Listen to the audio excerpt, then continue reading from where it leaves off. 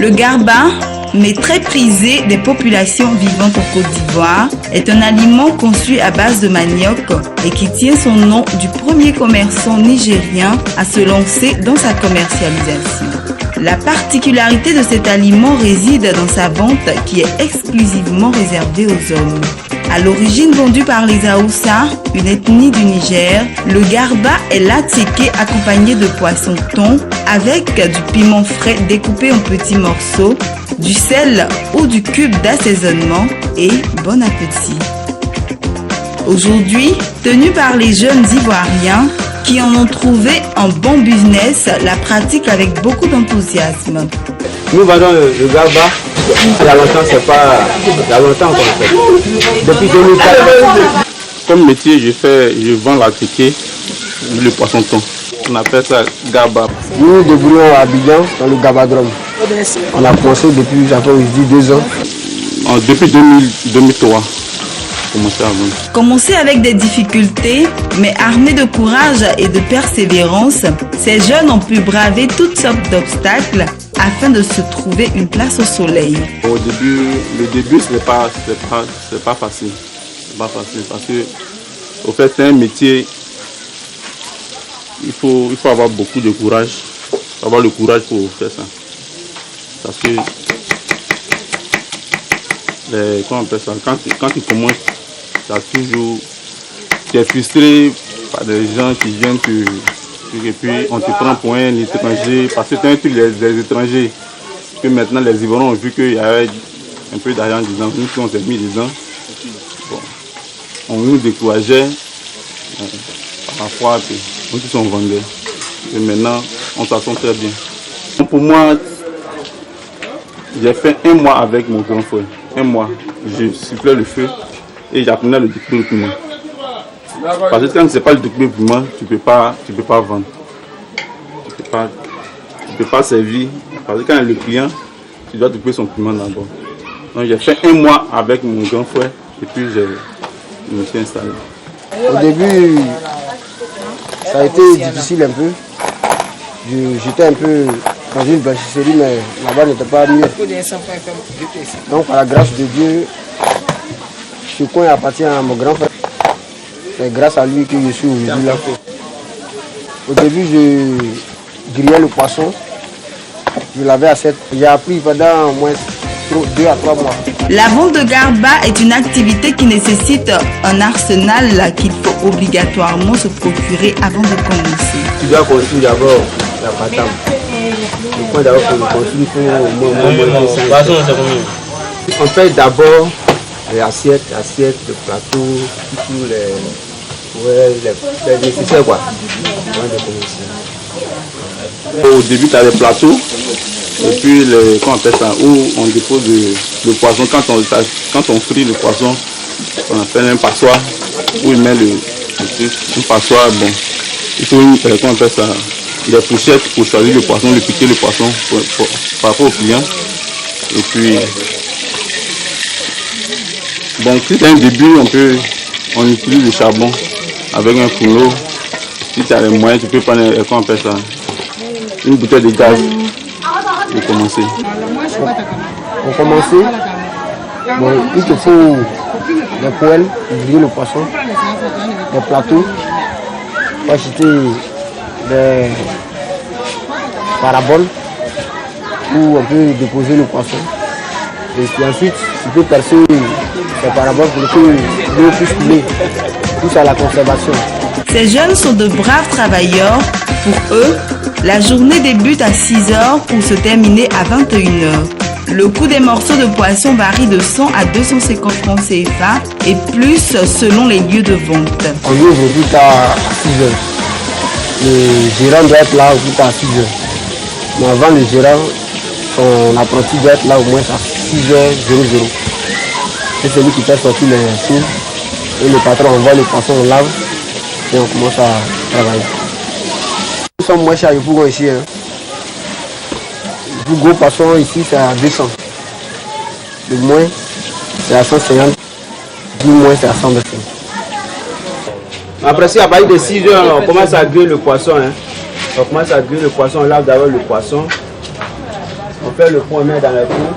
Voilà ce pot qui est là, c'est 200, le milieu c'est 101, l'autre côté c'est 125. Donc c'est comme ça, on classe les poissons. Et là, on commence à griller. Mais avant de griller, on commence par 200 d'abord. Là, ceux qui veulent qu'on mélange, on fait sans farine, sans science, et puis bon, c'est ça. Bon, voilà le pot de farine qui est là. On prend d'abord de la farine, mais il y a d'autres qui n'aiment pas la farine. Donc, on fait aussi sans farine. On commence à vendre le gaba à partir de 7 h. Nous, on commence ici à 7 h. 7 h. 7 h jusqu'à. On arrête jusqu'à 20 h. 20 h on arrête, de 20h30 jusqu'à au plus grand tard, 21 h on arrête. Parce qu'on n'habite pas le quartier, nous quittons loin pour venir vendre ici. Le matin, quand on arrive, on met le charbon d'abord dans le fourneau. Et puis, nous avons les gobelets et puis les assiettes. Les assiettes et puis, bon, tout ce qui est là comme ustensile, nous lavons d'abord. Et puis, le poisson, on lave très bien le poisson pour mettre ça dans les bassines. Et puis, on commence le travail. La ticket varie de 50 francs à 100 francs. Bon, ça dépend du client aussi. Donc, ça varie de 50 jusqu'à 200. Ce mets qui est consommé par tous, mais principalement par les jeunes, connaît un grand succès à des heures ou des périodes bien déterminées. Le gaba marche lorsqu'il pleut beaucoup. Lorsqu'il pleut, les femmes n'ont pas l'habitude d'aller au marché. Donc là, ça marche aussi. Il y a des heures de 6 h jusqu'à 11 h, ça se calme. Après maintenant, on commence à midi. De midi jusqu'à 16 h, ça marche. Et de 18 h jusqu'à 20 h. Ça marche à partir de midi. À partir de midi, 13 h, 14 h, jusqu'à 15 h, 16 h. 16 h, ça marche. Et puis, ça reprend à partir de 18 h jusqu'à 20 h. Ça marche aussi. Avec leur acharnement au travail, ces jeunes font de bons bénéfices. La vente de garba leur permet de se prendre en charge et de subvenir à tous leurs besoins. Pour l'instant, j'ai arrêté les études. J'ai un nouveau terminal. Bon, j'ai une famille. Ici, c'est maintenant que j'ai pris mon indépendance. Et avec ce que je fais, avec ce métier, j'arrive à subvenir à mes besoins. Et puis ça me rapporte. Du matin jusqu'au soir, quand ça marche, on peut s'en sortir avec, comme si c'est un petit coin, c'est dans un quartier. On peut s'en sortir avec plus de 80 000 francs par jour. Ça dépend des endroits. Maintenant, il y a plusieurs gabadrogues. Donc il y a des endroits où tu peux avoir, si c'est un grand coin, tu peux avoir 140 000. Il y a des endroits moins, où il y a beaucoup de gabadrogues à peu près. Si tu as des clients, nous sommes ivoiriens. Donc si tu as des clients, tu peux avoir au moins 70 à 80 000. En passant, tu n'as pas besoin d'argent, beaucoup d'argent pour faire ce métier. Ça dépend, si tu as la volonté, tu peux le faire. Avec une somme de 50 000 francs, tu peux commencer à faire le gamme. Une somme de 50 000 francs. Si tu n'as pas assez de moyens pour louer une baraque, avec 50 000 francs, tu peux le commencer. Bon, à jamais comme ça, on peut prendre le panier à 4 000, 5 000. S'il n'y a pas à ticket, tu peux penser à 6 000. Maintenant, si à la ticket, tu peux penser à 4 000 francs. Le poisson, même avec 5 000 francs, même, tu peux commencer. Le poisson, tu achètes le poisson. Peut-être sont les ustensiles là, qui coûtent un peu cher. Bon, pour débuter, tout avec l'intelligence. Au moins, si tu as au moins 50 000, tu peux débuter avec les 50 000. On achète le panier, la ticket à 6 000, 7 000. Le poisson, ça s'achète au port. Pour voir l'huile, quantité d'huile avec le poisson. Tu sais combien payer. Donc plus tard, maximum 50 000 de débuter. J'ai toujours donné conseil à mes amis, mes frères. Je dis ça, là, le métier de Garba, c'est pas parce qu'on on ne fait rien dans la vie qu'on fait cela. Ça rapporte. C'est un métier qui rapporte plus. Voilà, aujourd'hui, il y a des gens qui s'enrichissent dans ce qu'on fait. Ils ont construit, mais c'est pas nous, on a ignoré ce métier que pratiquement nous sommes en retard. Moi, je les invite à faire tout ce qu'on fait. Pas un métier, quand tu fais un métier, tu as toujours l'argent sur toi.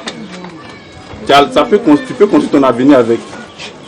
Donc, moi, je les encourage toujours. Ce qu'on fait là, c'est pas un truc c'est un truc qui rapporte. Donc, il peut s'engager. Même s'il ne connaît pas le métier, il peut venir travailler avec moi, apprendre. Parce que moi aussi, j'ai appris auprès d'une personne. Tu apprends et puis toi, tu fais pour toi aussi. Nous voyons que le pays est vraiment dur. Il n'y a pas de sous-métier.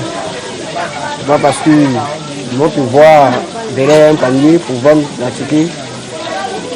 Ça te fait honte pour dire non, ça te fait honte, donc tu ne peux pas vendre. Il n'y a pas de sous-métier. Et je leur dis vraiment qu'il y a de l'argent dedans.